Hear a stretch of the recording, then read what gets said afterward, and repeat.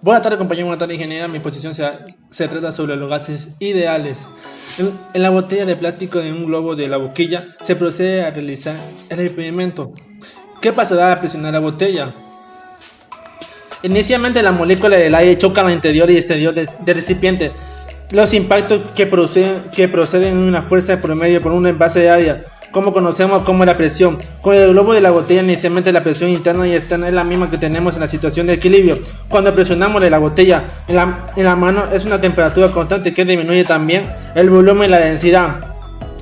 Y aumenta, aumenta como la molécula del aire que corre a una menor distancia que choca con la pared del recipiente. También aumenta el número de choques y aumenta la presión interna. Esto sucede que también alrededor del aire sucede que el globo generando una fuerza que implica que el globo acelere y salga disparado. Esto significa que la presión es inversamente proporcional al volumen, que la presión se da igual a un constante sobre el volumen y la presión sobre el volumen se da igual al constante, lo que enunciado de la ley Boole y tiene un significado como la temperatura es igual al constante. ¿Qué pasará al meter la botella en una botella? En esta situación tenemos un volumen constante. Al sumergirse la botella en el agua caliente, las moléculas del agua tienen una mayor energía cinética. Entonces la molécula del aire al interior de la botella aumenta su velocidad y la temperatura interna aumenta ahí las colisiones de las moléculas.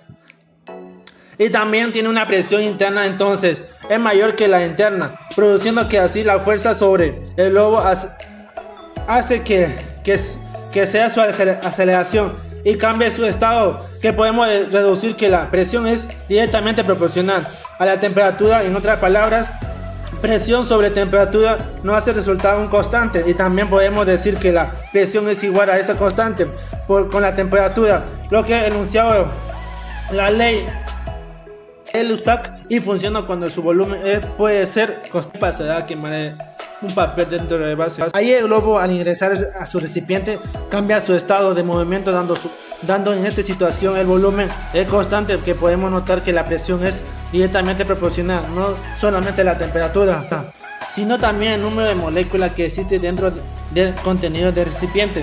Recordaremos las tres situaciones que pusimos. La primera es la situación que escribimos que la presión era igual a una constante sobre el volumen.